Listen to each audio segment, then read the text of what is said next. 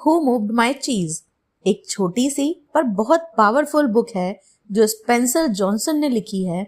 ये किताब पहली बार 1998 में पब्लिश हुई थी और तब से लेकर आज तक दुनिया भर में मिलियंस लोगों को इंस्पायर करती आ रही है। सरफेस पे तो ये एक सिंपल सी स्टोरी लगती है जिसमें 4 कैरेक्टर्स और एक मेज भूल भुलैया दिखाया गया है, लेकिन अंदर से ये एक डीप लेसन है लाइफ और सक्सेस के बारे में, स्पेशली चेंज के साथ कैसे डील करें। सबसे पहले थोड़ा समझते हैं चीज और मेज का मतलब। बुक में चीज एक मेटाफोर है, यानी सिंबल। चीज रिप्रेजेंट करता है उन सब चीजों को जो हम अपनी लाइफ में चाहते हैं, जैसे पैसा, नौकरी, success, relationships, peace of mind, health या फिर हैप्पीनेस। और मेज रिप्रेजेंट करता है वो जगह जहां हम चीज ढूंढते हैं, जैसे हमारा ऑफिस, बिजनेस, घर या सोशल सर्कल। मतलब सिंपल शब्दों में चीज is equals to goals and maze का मतलब है लाइफ का इन्वायरमेंट। अब आते हैं कैरेक्टर्स पर। स्टोरी में 4 मेन कैरेक्टर्स हैं। नंबर 1 स्निफ, जो चेंजेस को जल्दी स्मेल कर लेता है, यानी वो सेंस करता है कि कुछ बदलने वाला है। नंबर 2 स्करी, जो बिना सोचे समझे तुरंत एक्शन ले लेता है। नंबर 3 हैम, जो हमेशा चेंज को रेजिस्ट करता है और कहता है मैंने चीज पा लिया, अब मुझे कुछ और क्यों ढूंढना है। नंबर 4 हॉ, जो इनिशियली चेंज से डरता है लेकिन धीरे धीरे सीखता है कि अडेप्ट करना ही सर्वाइवल का रास्ता है। ये 4 कैरेक्टर्स बेसिकली हम सब के अंदर होते हैं। कभी हम स्निफ जैसे प्रोएक्टिव होते हैं, कभी स्करी जैसे एक्शन ओरिएंटेड, कभी हैम जैसे स्टबर्न और कभी हॉ जैसे स्लो लर्नर। स्टोरी सिंपल है। एक दिन ये कैरेक्टर्स चीज की एक बड़ी सप्लाई ढूंढ लेते हैं और सब मेज को एक एक कोने में सेटल हो जाते हैं। लेकिन एक दिन जब वो चीज खत्म हो जाता है तब असली टेस्ट स्टार्ट होता है। स्निफ और स्करी तुरंत एक्सेप्ट कर लेते हैं चीज खत्म हो गया है और नया चीज ढूंढना होगा, लेकिन हैम और हॉ शॉक में आ जाते हैं। हैम गुस्सा करता है, ब्लेम करता है और चेंज को एक्सेप्ट नहीं करता।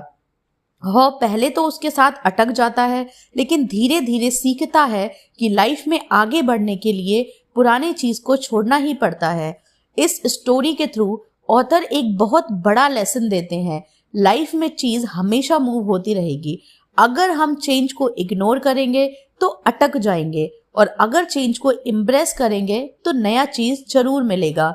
ये बुक छोटी सी है, लेकिन इसका इम्पैक्ट लाइफ चेंजिंग है, स्पेशली उन लोगों के लिए जो अपनी पर्सनल या प्रोफेशनल लाइफ में किसी बड़े चेंज का सामना कर रहे हैं, जैसे job loss, career switch, business challenges या पर्सनल रिलेशनशिप्स। इन शॉर्ट, ये बुक एक रिमाइंडर है कि चेंज इनएविटेबल है और जो लोग अडॉप्ट करते हैं वही ग्रो करते हैं। अब हम जानेंगे इस बुक के चारों सेक्शंस को डिटेल में। शुरू करते हैं सेक्शन 1 के साथ, द गैदरिंग, शिकागो।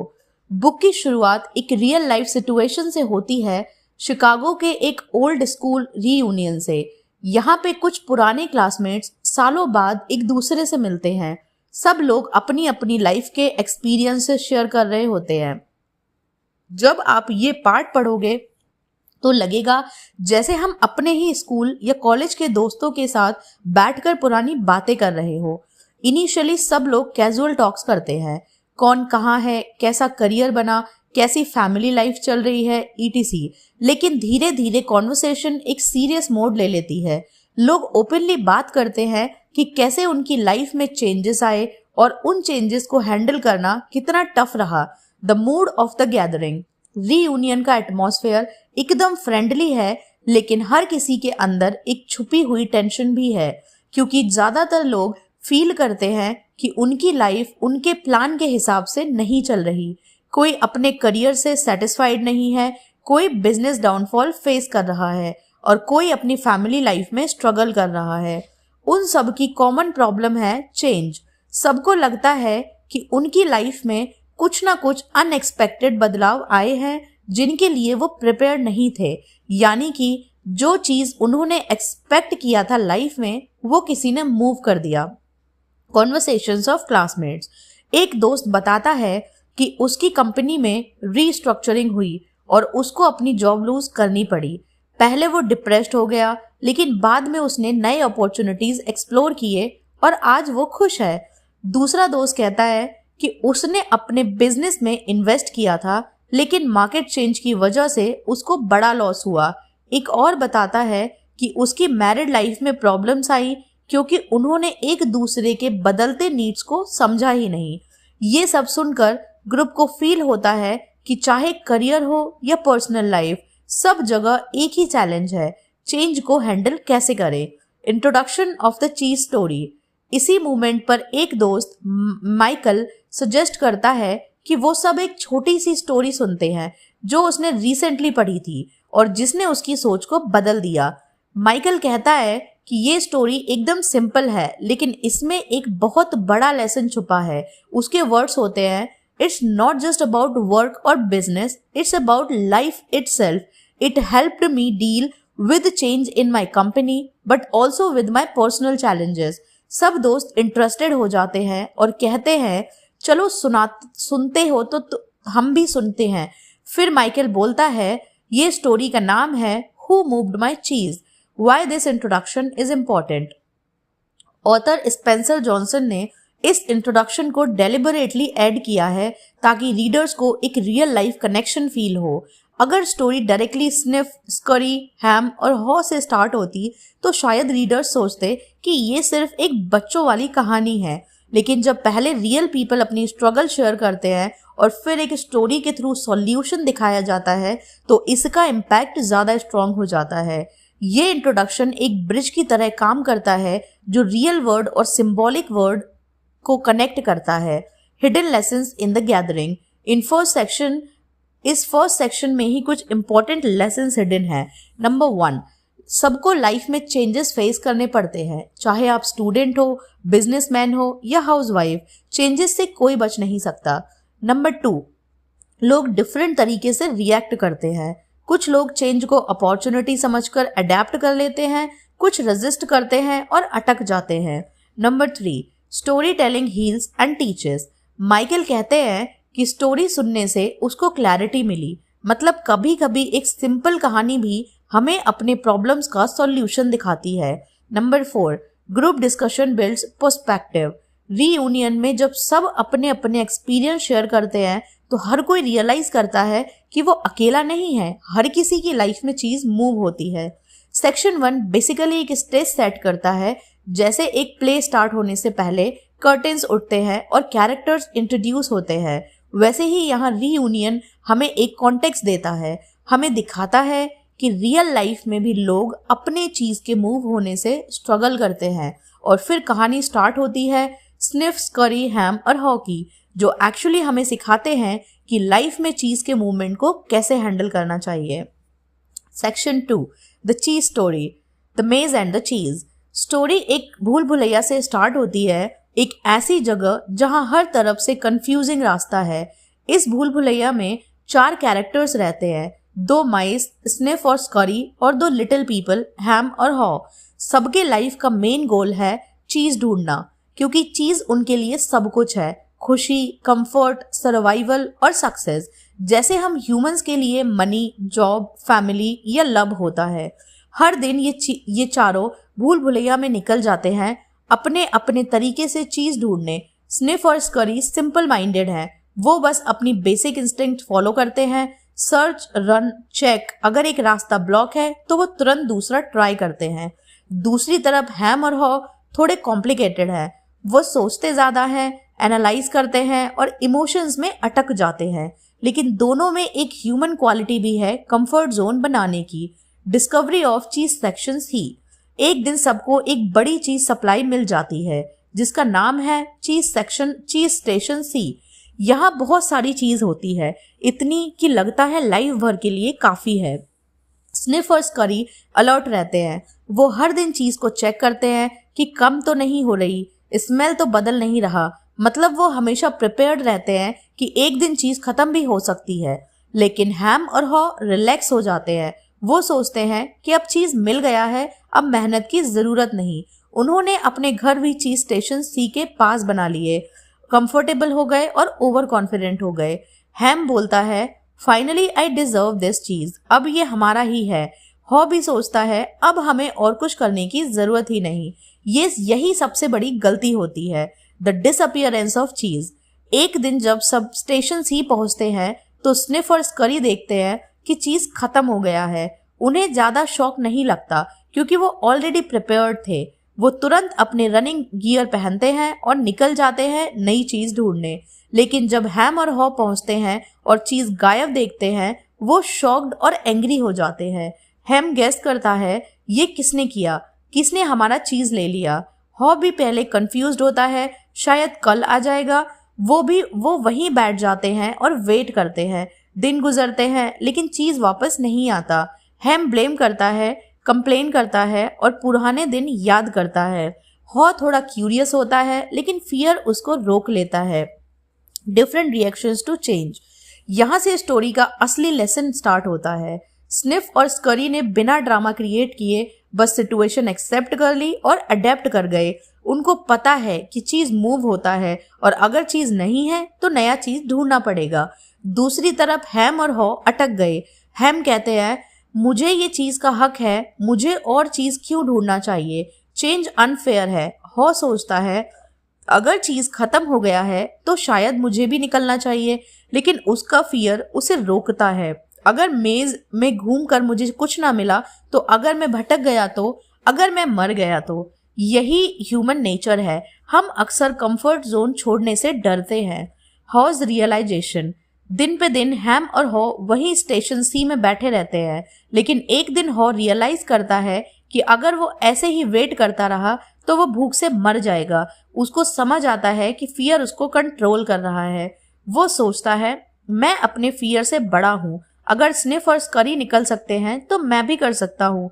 वो हैम को भी मोटिवेट करता है, चलो मेज में चलते हैं, नया चीज ढूंढते हैं। लेकिन हैम रिफ्यूज कर देता है, नहीं मैं यहीं रहूंगा, मेरा चीज वही चीज है, मैं चेंज को एक्सेप्ट नहीं करूंगा। हॉ समझ जाता है कि अगर उसको सरवाइव करना है तो उसे अकेले ही निकलना होगा। Lessons on the wall. जब हॉ मेज में आगे बढ़ने लगता है, वो अपने जर्नी के दौरान कुछ लाइफ लेसन्स वॉल पर लिखता जाता है ताकि अगर हैम कभी आगे आए तो उसे हेल्प मिले। यही famous handwriting on the wall है जो बुक का कोर है। नंबर 1, चेंज हैपेंस, चीज कीप्स मूविंग। चेंज लाइफ का रूल है, चीज हमेशा मूव होता रहेगा। Number 2, anticipate change, get ready for चीज टू मूव। हमेशा अलर्ट रहो कि चीज खत्म हो सकता है। Number 3, monitor change, smell the चीज ऑफन। छोटे सिग्नल्स पे ध्यान दो, अर्ली वार्निंग साइंस को पहचानो। Number 4, adapt quickly, the quicker you let go of old cheese the sooner you find new cheese. पुराने चीज को जितनी जल्दी छोड़ दोगे उतना ही जल्दी नया चीज मिलेगा। Number 5, move with the cheese, change के साथ खुद को भी मूव करना सीखो। Number 6, enjoy change, savor the adventure and enjoy the taste of new cheese. Change को दोस्ती समझो, उसके एडवेंचर के मजे लो। Number 7, be ready to change quickly and enjoy it again. Change कभी रुकता नहीं, हमेशा रेडी रहो। फाइंडिंग न्यू चीज।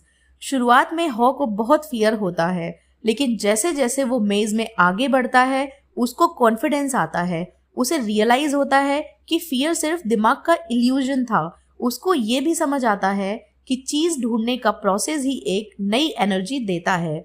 फाइनली वो एक नई जगह पहुंचता है, चीज स्टेशन एन, जहां उसको स्निफ और स्करी ऑलरेडी मिल जाते हैं और उन्होंने बहुत सारा फ्रेश चीज ढूंढ लिया होता है। हॉ खुश होता है कि उसने अपना कंफर्ट जोन छोड़ दिया और चेंज को एम्ब्रेस किया, लेकिन उसे थोड़ा दुख भी होता है कि हैम अभी भी वहीं अटका होगा ओल्ड चीज का वेट करते हुए। इस कहानी से एक क्रिस्टल क्लियर मैसेज मिलता है, लाइफ में चीज हमेशा मूव होता है, कोई भी परमानेंट नहीं है। अगर हम अपना कंफर्ट जोन छोड़ने से डरते रहेंगे तो हम पीछे रह जाएंगे। जो लोग चेंज को एंटिसिपेट, एक्सेप्ट और एम्ब्रेस करते हैं वही विनर्स बनते हैं। हॉ एक का जर्नी हमें ये सिखाता है कि चेंज के बिना ग्रोथ पॉसिबल ही नहीं है। Section 3, the discussion, Chicago reunion continued, the atmosphere after the story. Michael ने जब हु मूव्ड माई चीज की कहानी सुनाई तो रूम एकदम क्वाइट हो गया। हर कोई अपने दिमाग में खुद की कहानी के कैरेक्टर्स से रिलेट कर रहा था।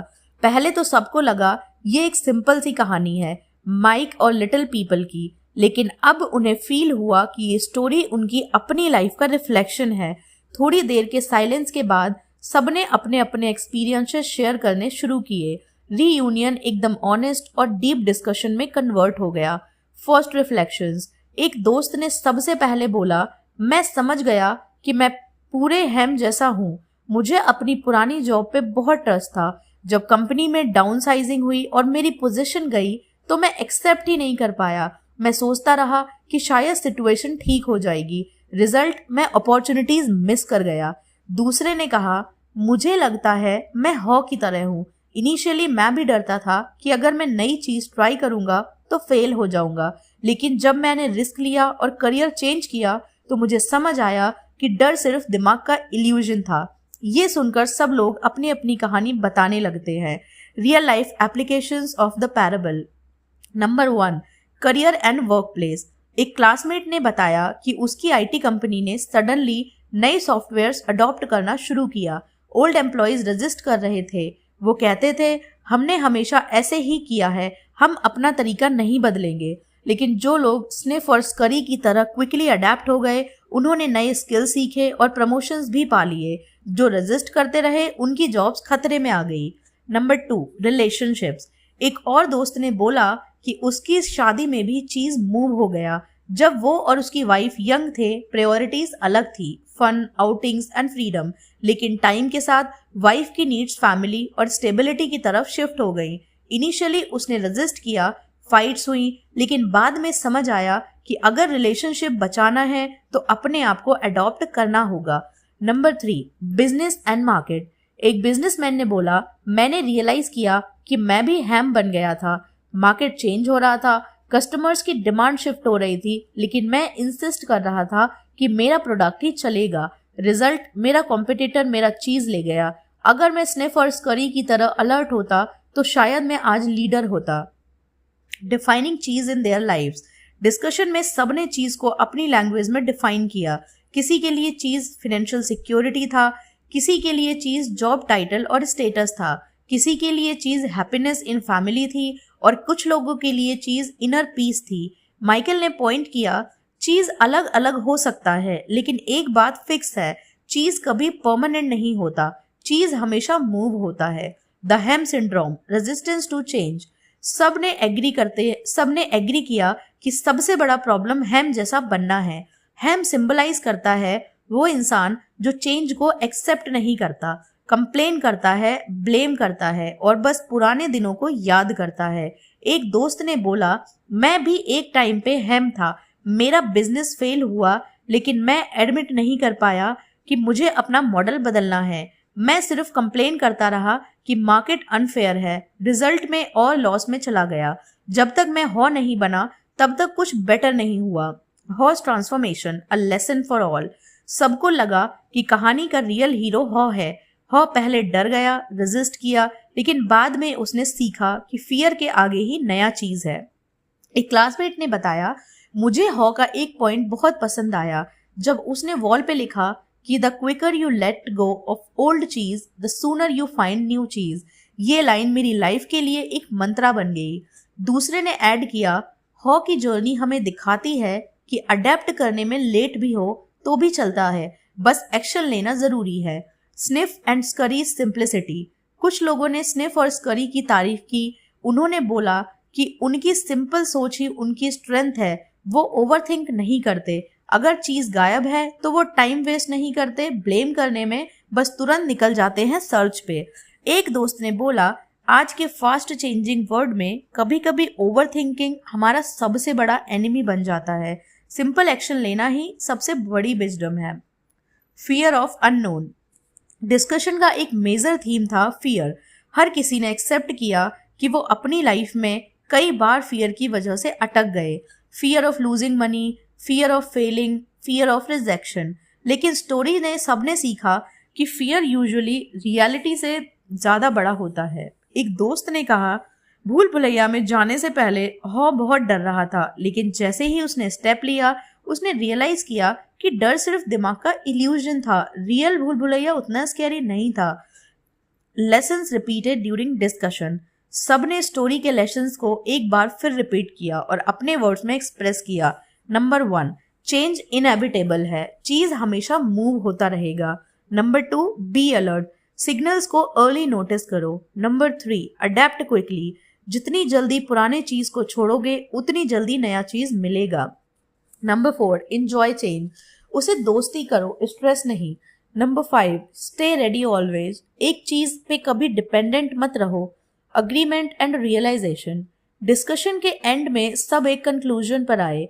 अगर हम स्निफ और स्करी जैसे अलर्ट और क्विक एक्शन वाले बन जाए और हॉ की तरह अपने फियर को तोड़ दें तो लाइफ में कभी प्रॉब्लम ज्यादा दिन नहीं टिकती। अगर हम हैम जैसे अटक गए तो हम चीज खत्म होने के बाद सिर्फ कंप्लेन करते रहेंगे। Final sharing at the gathering. जब डिस्कशन खत्म हुआ, एक क्लासमेट ने स्माइल करके कहा, मुझे लगता है कि अगली बार जब भी मेरी लाइफ में चीज मूव होगा मैं कंप्लेन नहीं करूंगा, मैं बस न्यू मेज में दौड़ जाऊंगा। सबने एग्री किया और फील किया कि एक सिंपल कहानी ने उनकी सोच बदल दी। सेक्शन 3 का मेन रोल था स्टोरी को रियल वर्ल्ड से कनेक्ट करना। क्लासमेट्स ने अपने एग्जाम्पल से दिखाया कि कहानी सिर्फ एक पैराबल नहीं बल्कि एक प्रैक्टिकल टूल किट है। चेंज हर जगह है, इग्नोर करने से कोई फायदा नहीं। फियर को तोड़ना जरूरी है क्योंकि नया चीज हमेशा आगे ही होता है। जो अडेप्ट करता है वही सरवाइव और ग्रो करता है। Section 4, conclusion and final lessons. Reunion की एंडिंग। डिस्कशन के बाद एटमॉस्फेयर एकदम हल्का लगने लगा। सबको लगा जैसे एक सिंपल सी कहानी ने उनकी लाइफ का मिरर उनके सामने रख दिया। हर किसी ने अपना अपना चीज डिफाइन किया, अपने फियर्स को आइडेंटिफाई किया और डिसाइड किया कि अब से वो हैम की तरह कंप्लेन नहीं करेंगे। माइकल ने सबको रिमाइंड किया, चेंज हमारे कंट्रोल में नहीं होता, हमारे कंट्रोल में बस एक चीज होती है, हम उस चेंज को कैसे रिस्पॉन्ड करते हैं। सब अग्री करते हैं कि ये कहानी उन्हें एक नए पर्सपेक्टिव दे रही है जिसमें उन्हें अपनी पर्सनल और प्रोफेशनल लाइफ दोनों में गाइडेंस मिल रही है। Core lessons. नंबर 1, चीज ऑलवेज मूव्स, लाइफ स्टैटिक नहीं है। रिलेशनशिप्स, करियर, बिजनेस सब चेंज होते रहते हैं। अगर आप सोचते हो कि चीज एक जगह फिक्स है तो आप गलत हो। हर वक्त चीज मूव हो रहा है। एग्जाम्पल, जॉब मार्केट में नई टेक्नोलॉजीज आती रहती है। जो अडॉप्ट करते हैं वो आगे बढ़ जाते हैं, जो इग्नोर करते हैं वो पीछे रह जाते हैं। Number 2, anticipate change. स्निफ और स्करी की तरह हमेशा अपने सराउंडिंग्स ऑब्जर्व करो। चेंज के अर्ली साइंस पकड़ना सीखो। एग्जाम्पल, अगर आपको दिखे कि कंपनी डाउन साइजिंग कर रही है तो अभी से अपनी स्किल्स अपडेट करना स्टार्ट करो, ना कि तब जब आपकी जॉब चली जाए। Number 3, adapt quickly. जितनी जल्दी आप पुराने चीज को छोड़ दोगे उतनी जल्दी नया चीज मिलेगा। रेजिस्टेंस इक्वल्स टू दर्द, एक्सेप्टेंस इक्वल्स टू ग्रोथ। अगर एक बिजनेस मॉडल फेल हो रहा है तो उसको क्लिंग करने के बजाय नया आइडिया ट्राई करो। Number 4, enjoy change. चेंज को एनिमी मत समझो, उसे एक एडवेंचर समझो। जैसे हॉ मेज में दौड़ते हुए एंजॉय करने लगा, वैसे ही लाइफ में नए एक्सपेरिमेंट्स एंजॉय करो।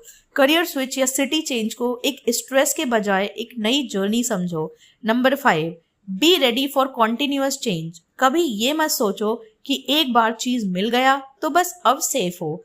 चीज हमेशा फिर मूव करेगा। रेडी रहो और फ्लेक्सिबल बनो। एग्जाम्पल, एक बार प्रमोशन मिल गया मतलब ग्रोथ स्टॉप नहीं होती, आगे और नए स्किल्स और रिस्पॉन्सिबिलिटीज के लिए तैयार रहो। हैम वर्सेस हॉ चॉइस।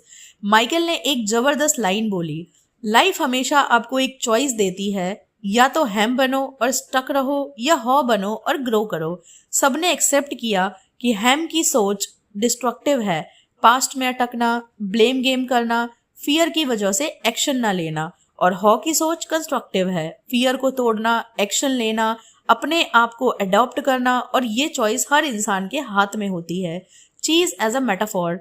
एंड में सबको क्लियर हो गया कि चीज एक मेटाफॉर है और वो किसी भी चीज का सिंबल हो सकता है, जैसे मनी, जॉब, लव, हेल्थ या पीस ऑफ माइंड।